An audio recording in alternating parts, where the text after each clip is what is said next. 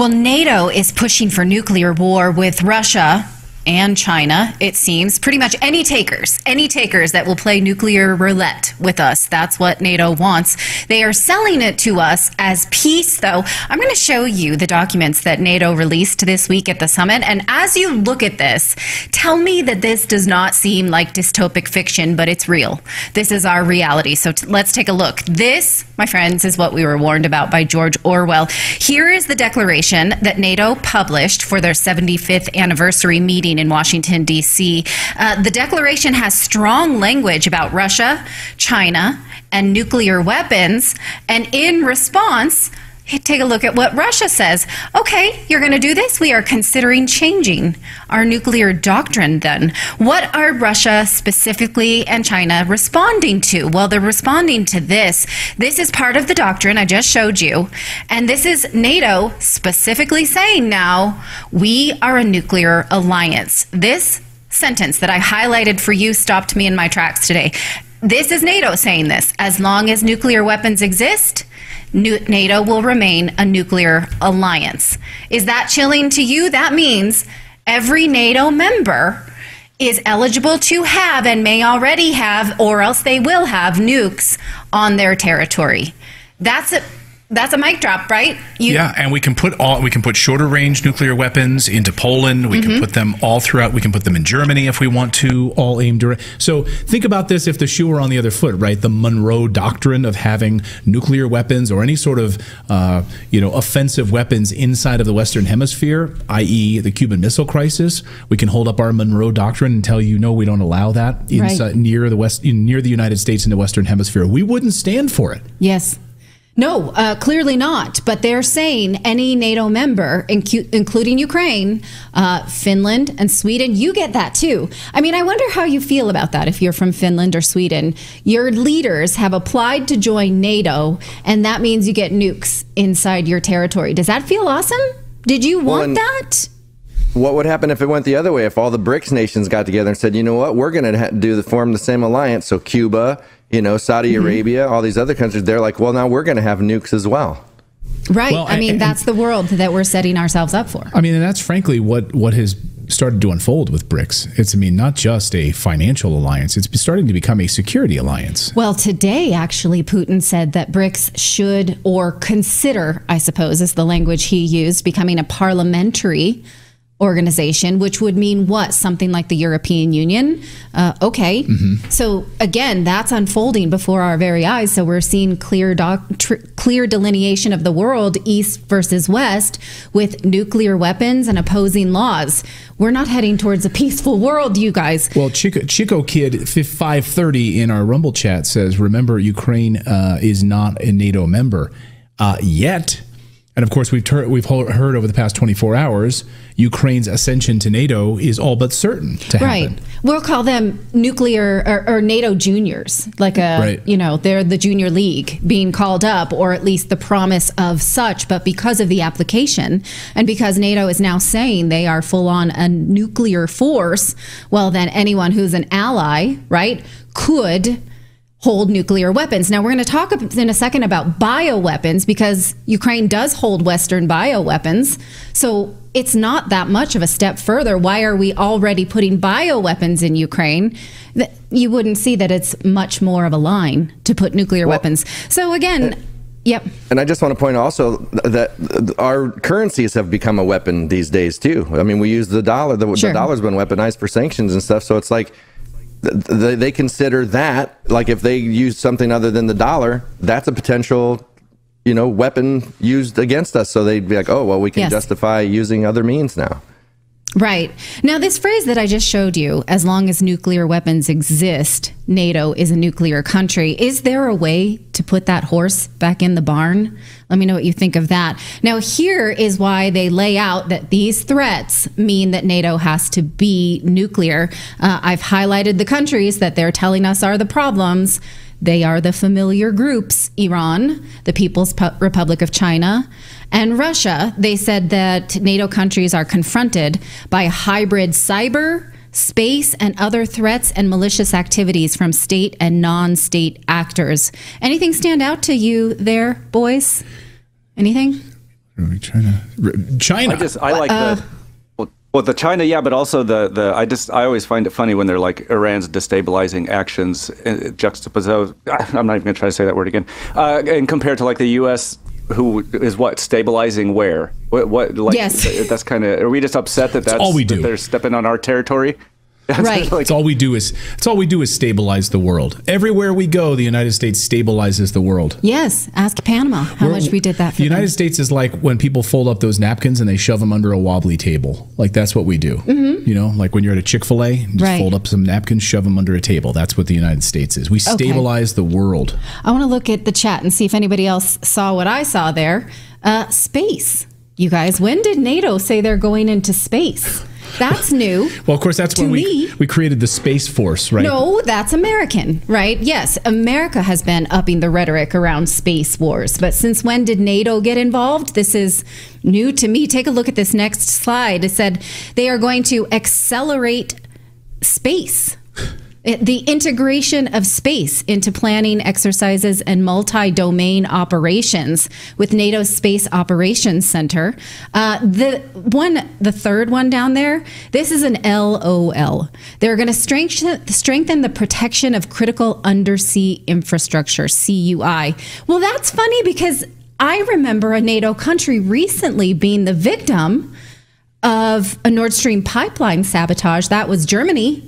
So are they very interested in who blew up the Nord Stream 2 pipeline? No. No. Or are they just going to prevent further CUI events? Like, we don't want any more of that. I mean, they're not very big on finding that out, even though Germany is the victim of that. That's weird, right? And again, they're not really doing that now. They just said that they will. And then the last one, chemical, biological, radiological, and nuclear defense. Of course, whenever NATO says defense, we're going to read this as offense. These are the things they are doing, right? And biological weapons clearly are something NATO is going to be doing, but only for defense, right? Remember when Victoria Nuland said that to Congress? Yes, NATO countries do have biological weapons, but only for defense.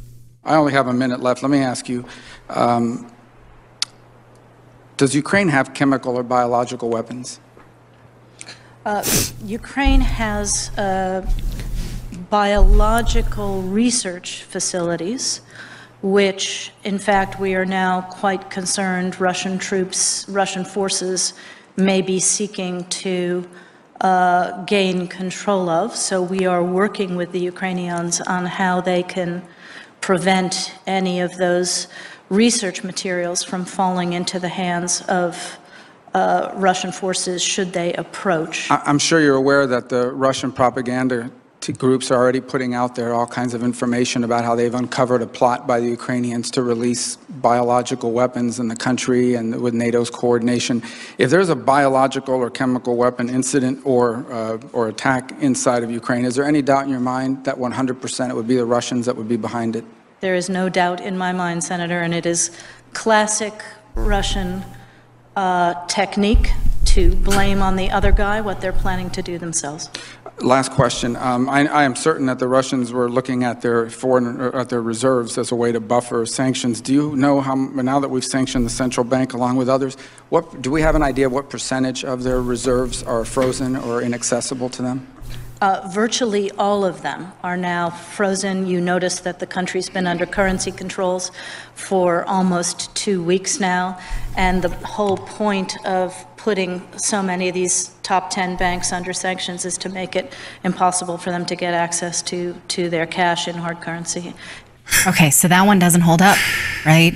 Yes. Just enjoying some of the chat room today about Victoria Nuland, that she's Satan's wife, that she causes erectile dysfunction. Okay, you know how I feel about hag baiting Victoria Nuland. She is odious enough in and of herself. She is she's walking Satan. Right, okay. So again, those 46 U.S. biolabs in Ukraine were only defensive. So now every NATO country will have defensive chemical and biological weapons labs. Great. Got that? Great. Yeah. And what happened to the ones that were already there?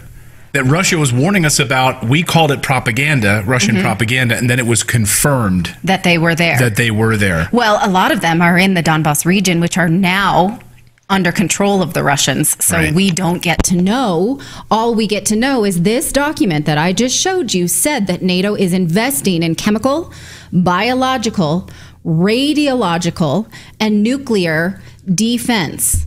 Again, when I see defense, I read offense. NATO's working on these things, but they say because they are a peaceful organization. Well, and this is something that's just I've never been able to wrap my head around. So if you have nuclear weapons, that's like the ultimate deterrent. Why the hell do you still need to make biological weapons? Because, I mean, you still have the same, like, if you use chemical, biological, or nuclear weapons on you, we will nuke you. It works that way for everything. Why does it have to be a tit for tat? It doesn't make any sense to me. Like, I think it's like when you raid the spider and then you hit it with a shoe. You got to come back in and make double sure, you know? You spray it with a mustard gas. Right. And then you also... it's still kind of twitching, and then let's just drop a nuke on it. Right. I think that raid spider analogy is exactly what NATO is hoping to do. You got it? I think just like that makes me. sense, yeah. Okay. All right. So interesting. And now as for China, this is how they figure that China is responsible for the war in Ukraine. They're saying that the PRC, the People's Republic of China, has to uphold their principles of the UN Charter, and they are responsible because they transfer dual-use materials such as weapons, components, equipments, and raw material that serve as inputs for Russia's defense sector. They say China cannot enable the largest war in Europe. Hilarious that it's China enabling the longest war in Europe in recent history without the negatively impacting its interest and reputation.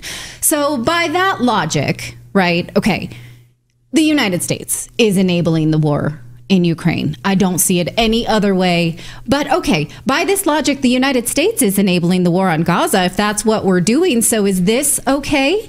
At least 27 people have been killed and 53 people injured in the reported strike at a school in Gaza that was sheltering civilians.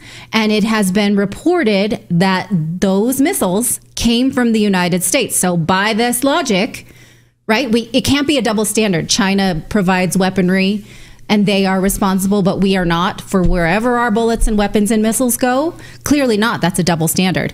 I guess that's okay, but China should be held responsible for its ties with Russia because we lie about the reason for the war in Ukraine. Here's what China says about that. Go ahead. I was just going to say it's just the difference of the United States does it for good. China does it for bad. We have to remember that. For like profit. Everything the United States does, we do it for the good of the world. We're stabilizing. Sure. We're stabilizing. Gaza. Yes. Yeah. Okay. Here's China's response to that. A spokesperson said that this is biased, slanderous, and provocative, and called NATO a relic of the Cold War. Here's what a spokesperson said: that without any evidence, NATO continues to spread falsehood fabricated by the U.S. So they know who's behind it, who's writing the press releases. It's the United States. Openly smearing China, sowing discord between China and Europe, and undermining China-European cooperation. They say that China's EU mission countered NATO's accusations by warning the alliance to stay out of Asia, which it said was not a wrestling ground for geopolitical competition. Here they say NATO should not become the disruptor of peace and stability in the Asia-Pacific or a tool used by certain great powers to maintain hegemony. So if you think that NATO is speaking the language of a peaceful and defensive organization, you're not listening, clearly. And we have leaders of these member states that just continue to turn up the volume with every passing day. Germany's like, sure, nuclear war. We're pretty close to Russia, but we'll play this game.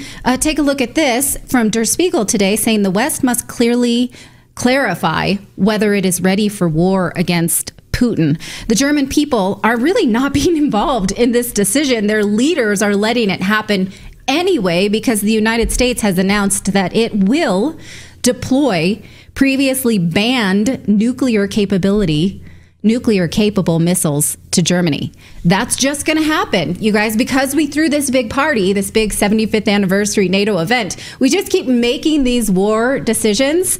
Like, hey, yay, party, 75th anniversary NATO. We're shipping fighters F-16s. to Who's making that decision? That was something President Biden said would not happen. But because he's out to lunch and demented, who's actually running the country? It's just happening under the guise of this party. It's wild. Friend of the show, Ralph Schulheimer, said this on X today, that the difference between now and the Cold War is that back then, everyone involved understood that a direct confrontation between NATO and the Soviet Union has to be avoided. We didn't want that. Whatever your take is, but to ignore the risks of war between nuclear powers is just insane. Absolutely true. We only have insane people going along with this. But RFK Jr. said this on X today, and it was at least a bit of a cooling salve. He says that NATO was founded as a defensive alliance to protect Western Europe from the Soviet Union. When the Berlin Wall fell, George Bush should have gone to Berlin and announced mission accomplished. Instead, NATO morphed into an expansionist, offensive alliance, provoking war instead of preserving peace and keeping the dollar flowing to the military contractors. As president, I won't disband NATO. I will transform NATO into a true peace alliance dedicated to global disarmament. Now, I like, if we could keep this up on the screen, I like everything he says there, but I don't think the last two sentences are really, or the last sentence, I won't, the last two. How are you going to do that?